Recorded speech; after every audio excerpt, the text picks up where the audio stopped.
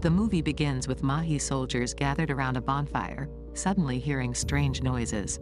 Initially dismissing it as mere birds, they soon find themselves under attack by a group of warrior women rising from the fields. These fierce women slaughter the men and liberate the captives.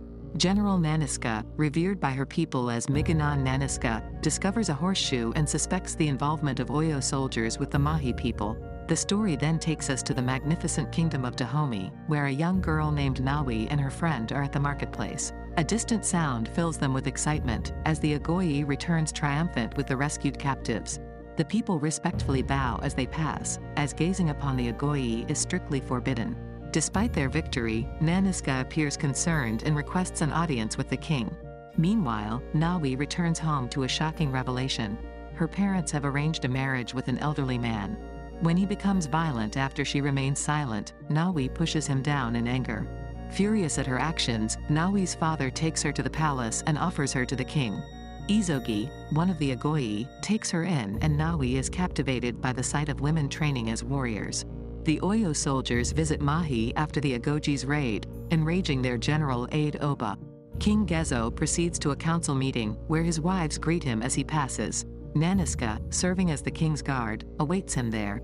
One of the jealous wives named Shante tries to confront Nanisca's bold approach before the king, but the king's attendant puts her in her place. During the council meeting, the king presents the horseshoe found by Nanisca and decides to stop paying tribute to the Oyo Empire, seeking emancipation for his people.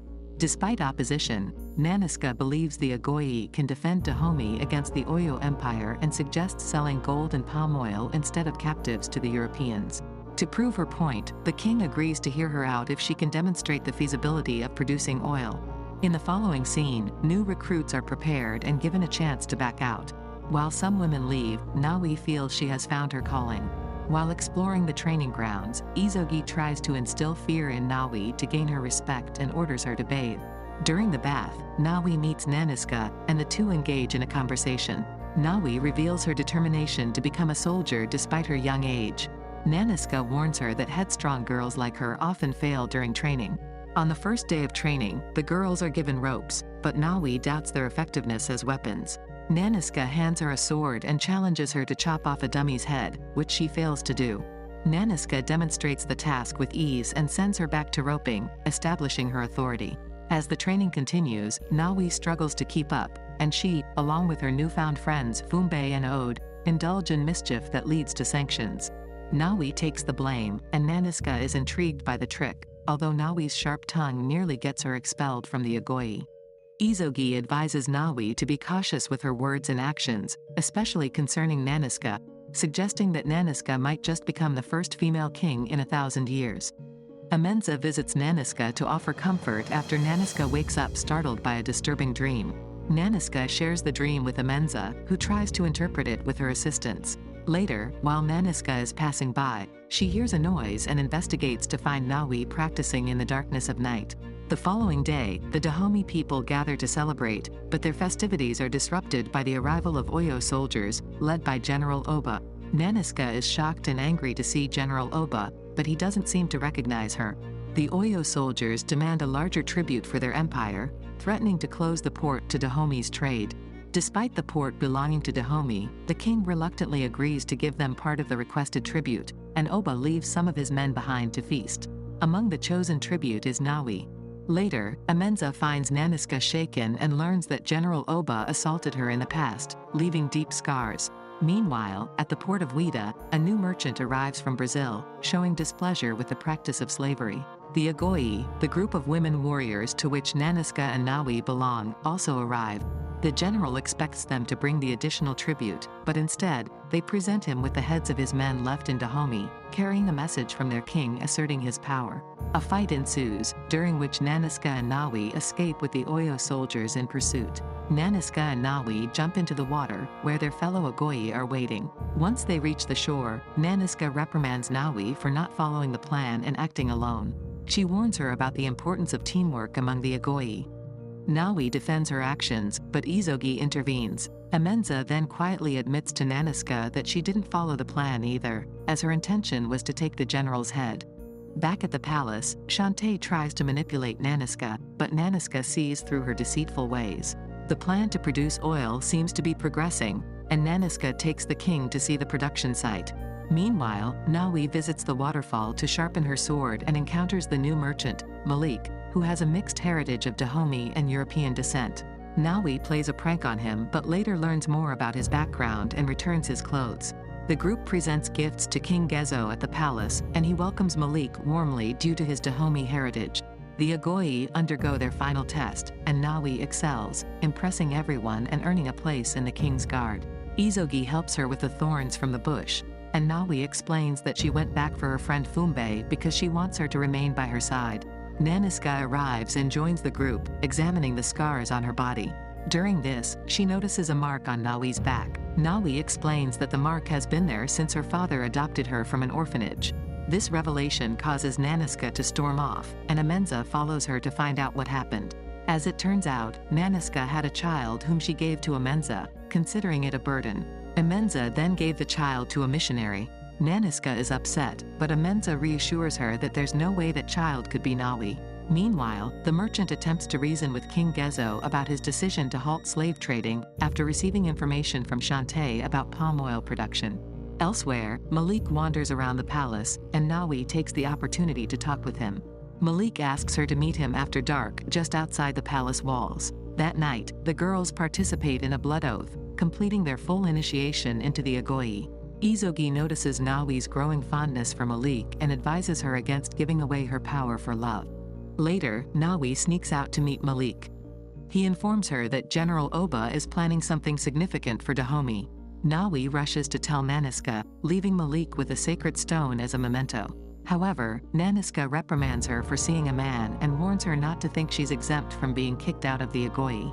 Nanisca reveals her painful past of being captured and raped by Oyo soldiers, which shocks Nawi. The next day, the Izogie spot Oyo soldiers marching towards them, with only 2 days before they reach Dahomey. Nanisca devises a plan to use Nawi's explosive trick during training. The women prepare for battle and decide to take the fight to the Oyo soldiers. In the early hours of the morning, they launch a surprise attack, dominating the enemy's camp. A heated battle ensues, and Nawi fights skillfully with her sword. However, she is caught off guard by a soldier who throws her down a ditch, causing her to become unconscious. During the battle, Nanisca searches for Oba, and Oba orders a retreat when he realizes his men are being slaughtered. While they are victorious, some injured Izogie are taken by the retreating Oyo soldiers, including Nawi and Fumbe. Nawi urges Fumbe to escape. Meanwhile, Nawi and another captive are taken to Ouida to be sold to traders. Shortly after, Izogie is brought in, injured and helpless. She suggests they slit their throats as Nanisca had advised, but Nawi refuses to give up hope. Fumbe manages to return and inform the others about the situation. The king summons Nanisca and Amenza, announcing that he has chosen Nanisca to be the woman king. However, Shante is displeased with this decision. Nanisca is honored but requests the king's permission to seek out the captives, which he denies. He reminds her that they sacrificed for the greater good and should focus on their duties. The following day, Nawi and her sisters find themselves being auctioned to the whites. Despite the tense situation, the girls manage to devise an escape plan, which is almost foiled when Malik spots Nawi. However, Malik's protest provides the perfect distraction for the girls to make their move. While fleeing, Nawi gets captured by some men, but Izogie bravely goes back to rescue her and tragically gets shot in the process. Despite this setback, the girls continue their escape. In the chaos, Oba offers to buy Nawi from Malik, who had locked her in a room to protect her from the wrath of the white men after she accidentally killed one during her escape attempt. Meanwhile, Nanisca has decided to go after her daughter, despite Amenza's efforts to dissuade her. The next day, as Nanisca heads back, she finds Amenza, Miganon, and a few Izogie warriors following her. Malik purchases Nawi to keep her safe, but also proposes that she accompany him to England. Meanwhile, the king learns that part of his council has acted against his orders.